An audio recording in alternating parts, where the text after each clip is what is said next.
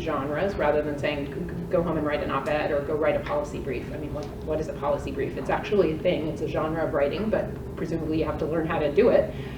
So there will be training in these distinct modes of communication.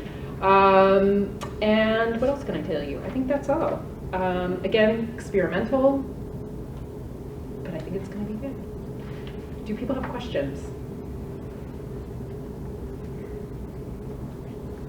So there's not really any use of primary sources? That's correct. So this is a really different kind of experience. I've talked already to maybe 1 or 2 students who say, I have this really great topic and I have this cool repository of sources, which is the more traditional senior thesis structure, which I have taught many times and think is an extraordinarily useful exercise. So this is an alternative. This is a very kind of different approach.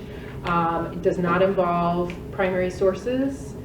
I could imagine that if you have a particular topic for which you have identified already primary sources, we could think in advance about whether that might be possible, but it is not primarily envisioned as an exercise in archival work. Yeah.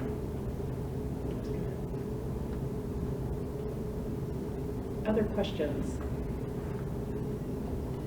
So in general, both of these tracks are kind of experiments that as we think about, as a department, different ways of structuring the senior capstone experience.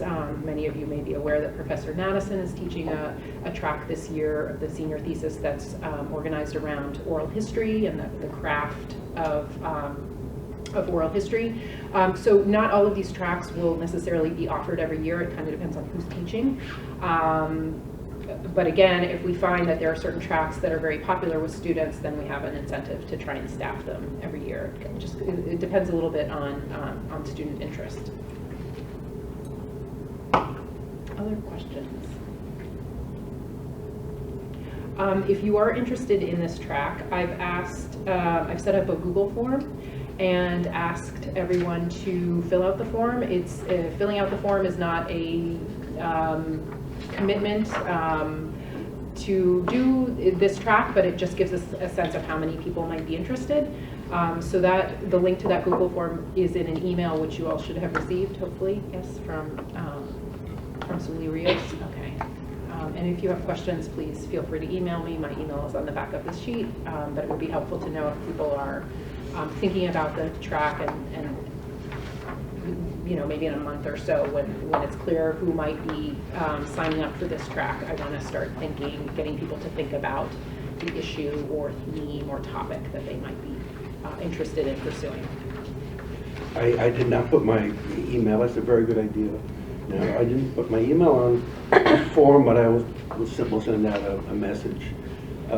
Pretty straight email, and you can respond to the email if you're interested in just.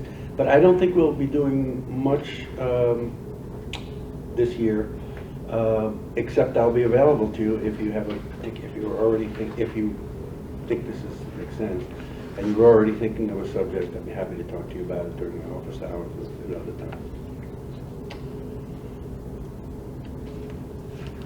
That's it? Everyone wants their pizza? Are there any other questions about senior thesis in general? Any of the tracks? Just to clarify, so if you're an econ and social history major, you can do a history thesis? Yeah. Yes. Okay. Right? Yes. Yes.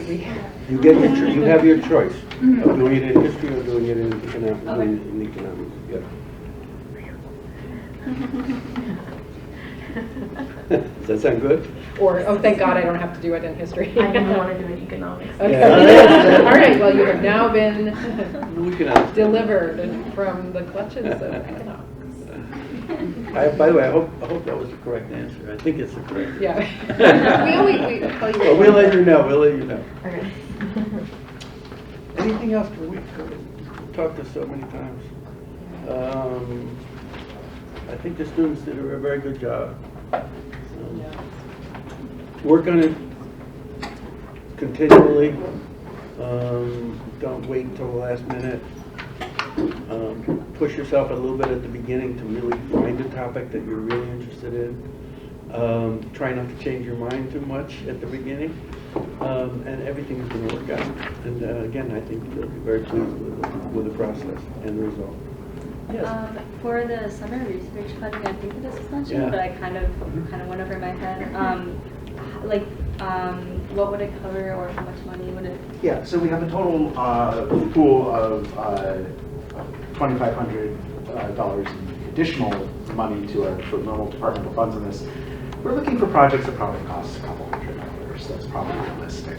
The idea, the sort of kind of thing that I'd be thinking about is that if you knew that, say, you're interested in a topic that your research libraries, say, in Boston are interesting to you, and you want to find some point in the summer, wherever you're going to be, to travel there, spend, say, a couple days poking through and getting a sense of what is there in, say, the Massachusetts Historical Society, and you said, I want to look at, I'm just going to go with the archives I know, I want to look at the Winthrop family papers, and I want to look at, you know, the Plymouth Colony Connection, and I want to look at the Mather papers.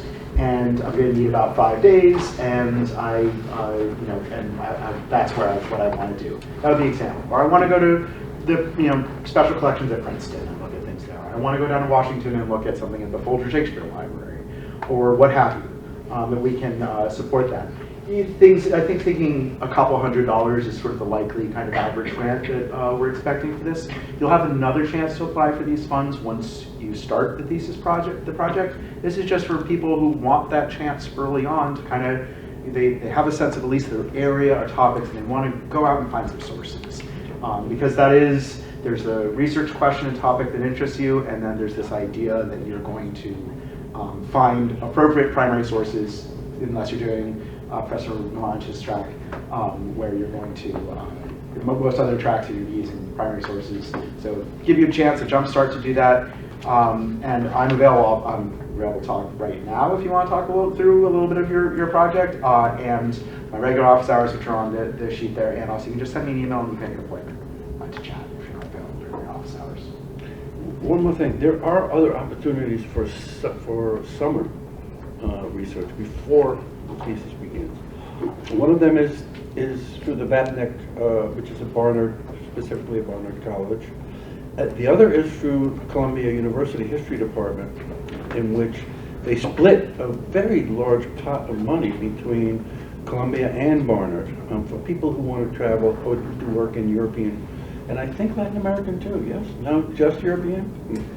Just European. Source of oh, is it? Yes, okay. I don't blame you. But there the money is more considerable, into the thousands, and for each, not total, but for each. And so keep in mind, if you've taken a class in European history of whatever period, and something really fascinates you. By the way, you say this is not an American history. Is it going to be an American history? Or? No, there it's you British go. and Scottish. Yeah.